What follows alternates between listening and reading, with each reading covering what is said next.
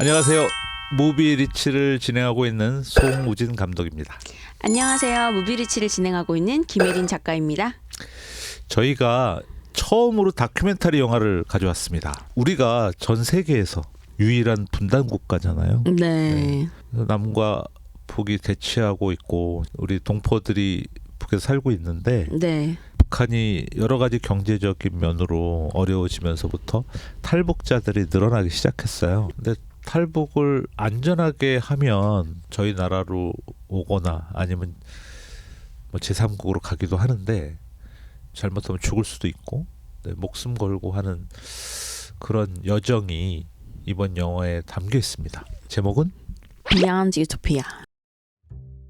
20여 년 전 북한을 탈출한 작가 이현성. 북한에 남겨두고 온 아들을 어떻게든 데리고 오려는 탈북한 엄마 이소연.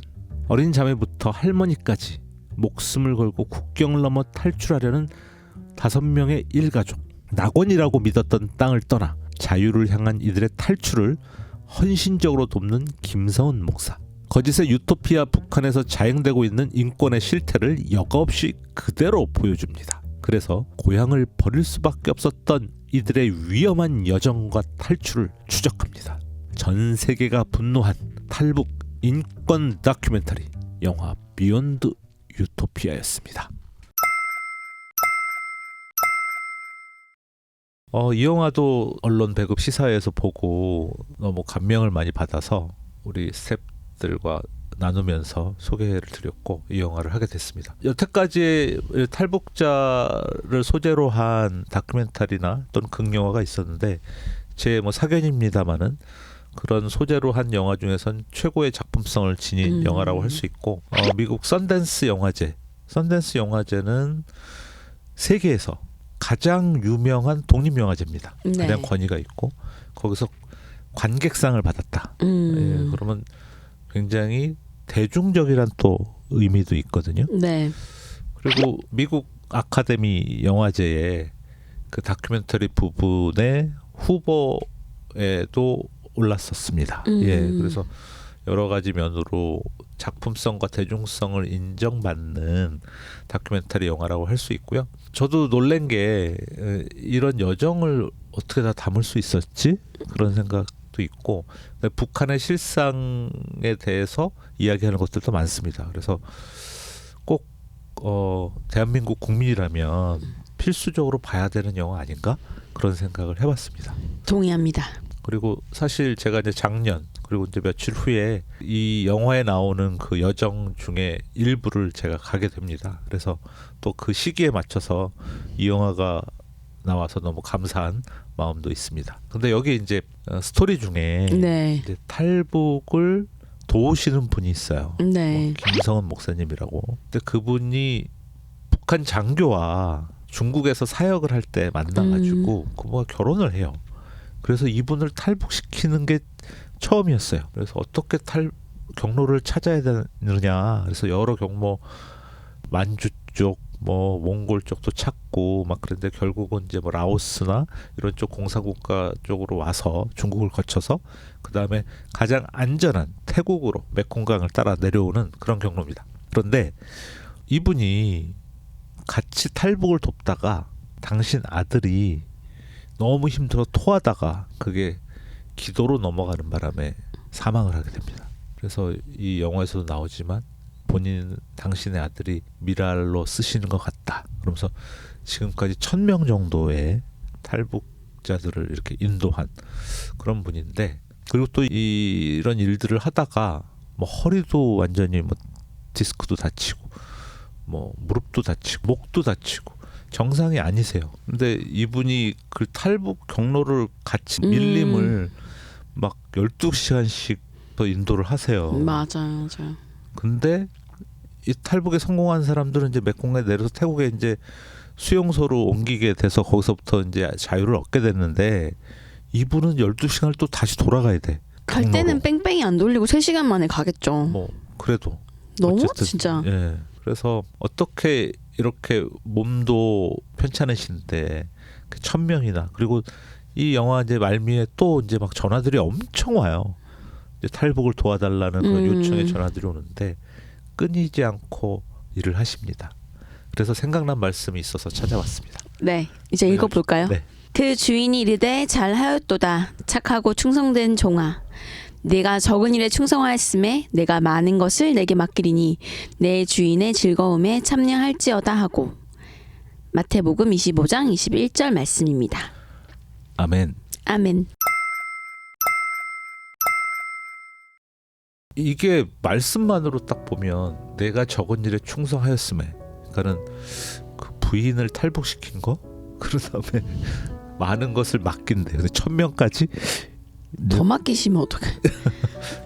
아니 이건 약간 우스갯소리로 한 거고. 아 예. 우리가 하나님의 일을 한다. 하나님이 맡겨주신 일을 한다. 이런 부분에 있어서 정말 내가 그렇게 충실한가? 한번 그런 부분에 대해서 자문을 해봅니다. 근데 예전에는 사실 제가 이제 뭐 주일학교 교사, 중등부 교사 17년 정도 했는데 뭐 다른 사역도 뭐 10년 한 사역도 있고 뭐 또 뭐 5년 한 사역도 있고 막 그래요.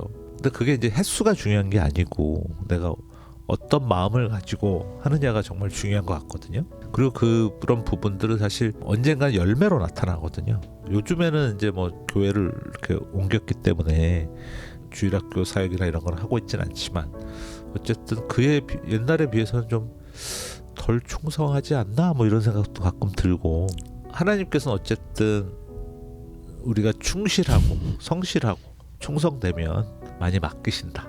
바울이 그 얘기 하잖아요. 바울의 뭐 1차 전도여행, 2차 전도여행 또 막 체포돼 갖고 퇴장 아시죠? 이렇게 맞는 거. 막 그렇게 맞아가지고 죽을 지경까지 오고 성 밖으로 던져지고 이럼에도 불구하고 막 감옥에서 편지 쓴 게 되게 많잖아요. 그럼에도 불구하고 나는 표대를 향해 달려가노라. 이런 얘기를 하신단 말이죠. 얼마나 충성된 종일까요? 그래서 스스로 좀 질문하는 그런 영화가 아닌가 저는 그렇게 봤습니다. 저는 이 영화 이제 보면서 목사님이 왜 이렇게 하게 되었는가 얘기를 하시다가 네. 이 전에 제가 왔을 때 어떤 선교사님이 어떻게 하고 있었는지 이런 얘기를 하세요. 그래서 탈북을 도와주다가 다시 뭐 북송되기도 하고 추방되기도 하고, 그래서 얼굴이 막 모자이크로 나오거든요. 근데 저는 이제 이 말씀 오늘 이제 보여주실 때 든 생각이, 그분이 했던 일이 지금 뭐 이분이 1000명을 하는 것보다는 많은 사람을 못 구했을 수도 있지만, 그 내가 내 자리에서 작은 일에 충성했을 때 또 다음 사역자가 또 나를 보고 또 더 큰 열매를 맺고, 또 김성은 목사님을 또 보면서 저는 그때 영화관에서 이제 저희 작가님이랑 같이 봤지만 네. 이 젊은 사람들이, 이 한국의 이 젊은 기독교 세대들이 이 영화를 보면 난 진짜 잘할 수 있을 것 같다는 생각이 들었거든요. 많은 아이디어를 얻고, 네네. 탈북 루트가 지금은 몇 개 없지만 MZ 애들이 1000개도 만들 수 있을 것 같은 거예요. 우리나라 애들이 아이디어가 많잖아요. 그래서 정말로 이렇게 김성원 목사님의 그런 또 충성된 그 자세가 또 다른 사람들에게 또 더 많은 열매로 또 다가오고 또 그 사역을 이어나갈 수 있게 한다는 생각도 조금 들었었고요. 저는 이 다큐멘터리를 보면서 마지막에 이제 그런 말을 해요. 이제 태국에 이 배가 딱 닿아요. 메콩강을 걸어 태국에 딱 닿았을 때, 목사님인지 그 브로커 황씨인지는 모르겠지만 그분이 애를 딱 그 물 위에 딱 내려다 주면서 축하한다. 이제 너는 자유의 몸이 되었어. 딱 이렇게 얘기를 하는데 그 애가 되게 어리둥절한 표정을 짓거든요. 응? 이렇게 하거든요. 자유가 뭔지 모르니까. 그래서 저는 그게 저희 기독교인이라는 생각이 들었어요. 예수님을 믿으면 너희가 영생을 얻는다. 이게 영생이 뭔지 모르잖아요. 그러니까 뭐 얻었다고 하니까 뭐 알겠고요. 약간 이런 느낌이지. 정말 우리가 막 하나님한테 되게 자유하고 되게 행복하고 그게 정말 좋은 거고, 이런 거는 오히려 그거 고통을 못 겪어봐서 더 모르는 게 아닌가 이런 생각도 들었고, 누가 전도 여행 가면은 선교사님들이 되게 막 힘들게 사시잖아요. 그런 거 보면서 막 거기서는 열심히 하지만 돌아올 때 진짜 나를 선교사로 부르시면 어떡하지? 막 약간 이렇게 생각하면서 돌아오잖아요. 그런 우리 마음속에 이미 주님을 믿고 있어라고 생각하지만 진짜 우리가 진짜 행복이 뭔지에 대해서 과연 우리가 의구심을 갖고 있는가? 어떻게 보면은 그 목사님이 자기 아들을 희생하면서까지 저는 그 말이 되게 와닿았거든요. 내 아들 죽이면서 내 아들 내놓으면서 목숨 내놓으면서 다른 사람 아들들 구할 때 그 마음 어떨까요? 뭐 이렇게 질문하시는데 어떻게 보면 하나님이 정말 예수님 독생자를 내어놓으시면서 우리를 정말 자신의 가까이 다시 회복하시려고 하시잖아요.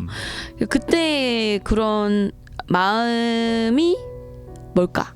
그러면서까지도 우리를 정말 구원해주고 싶다고 생각할 때 이 세상은 과연 어떤 곳인가? 인간들 속의 이 공간은 과연 그 이상을 내가 생각할 수 있는가? 북한 사람들이 믿을 수 없잖아요. 막 처음에 구해져가지고 우리 김정은 동지가 진짜 열심히 하려고 하는데 그게 뜻대로 되지 않아가지고 막 걱정하잖아요.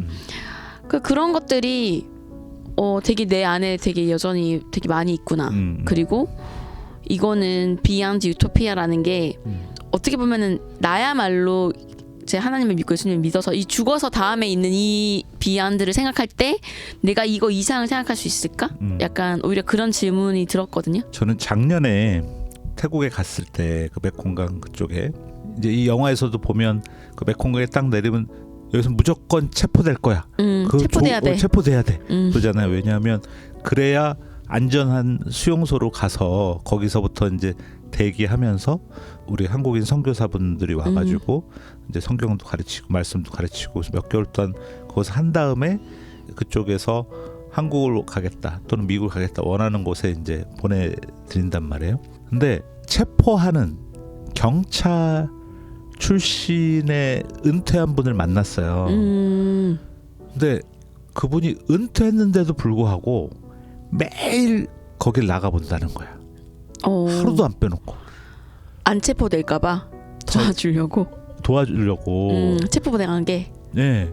근데 그 은퇴까지 하셨으니까 꽤 나이가 있으실 거 아니에요. 근데 그 아버지가 한국전의 참전 용사야. 그래서 부상을 당해가지고 돌아가셨어. 그래서 우리나라 동두천에 묘가 있대요. 그러니까 사실은 당신 아버지가 별로 상관도 없는 나라 가서 전쟁 가가지고 부상당해서 돌아가시는 거잖아요.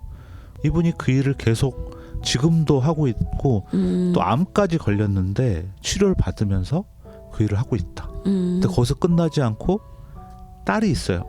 딸한테도 데리고 나간대. 딸한테 알려주기 위해서. 그래서 작년에 거길 가보고 되게 빚진 마음. 이건 우리가 무슨 뭐 선교를 하러 갔는데 그게 아니라 그분한테 엄청난 도움을 받고 있구나. 본인 나라가 아닌데도 그렇게 하시는 거 보고 역시 충성된 종. 은퇴하고도 되게 감동을 많이 받았어요. 네. 그래서 오늘 이 말씀을 가져왔는데 네. 어쨌든 어떤 분야든지 꼭 이 일만 해야 된다는 뜻은 절대 아니고요.